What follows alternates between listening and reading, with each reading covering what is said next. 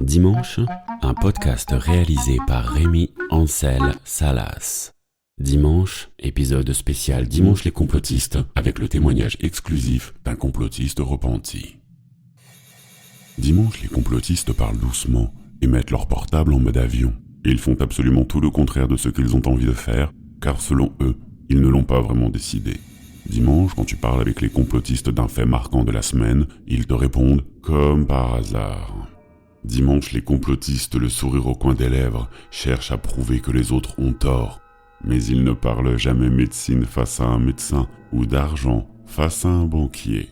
Dimanche, les complotistes les plus sportifs participent à des stages de survivalisme. Mais la plupart sont sur le net pour faire des recherches sur la conquête spatiale, les services secrets, la terre promise, le Moyen-Âge, les runes, le terrorisme et bien sûr la médecine. Dimanche, les complotistes envoient des liens vers des vidéos où il est écrit « la vérité » ou bien « regarde vite cette vidéo avant qu'elle ne soit supprimée ». Et quand ils découvrent qu'une de leurs vidéos a été supprimée, ils la repostent.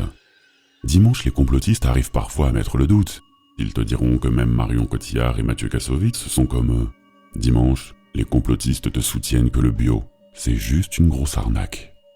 Dimanche, quand les complotistes ont du mal à avancer sur leurs arguments, ils relisent les plus anciens pour rester confortés dans leurs idées. Dimanche, les complotistes sont sûrs qu'Elvis Presley, Tupac et Oussama Ben Laden vivent en colocation sur une île. Dimanche, les complotistes t'assurent que ce qu'ils affirment, ils en parleront jamais à la télé. Ils te disent ensuite qu'il ne faut pas regarder les chaînes d'infos en continu, mais bizarrement, ils en connaissent tous les programmes. Dimanche, si les complotistes te montrent leurs photos du lycée, tu les découvres avec les cheveux un peu longs et portant un long imperméable façon Matrix. Dimanche, les complotistes cherchent autant de vrais chiffres que de correspondances entre les dates de grands événements.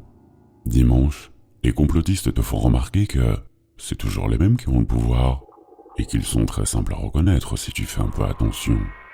Dimanche, comme les complotistes se rendent bien compte qu'ils n'auront jamais l'avantage, ils ont encore plus envie de comploter. Dimanche, les complotistes se demandent si dimanche ne serait pas en réalité un autre jour.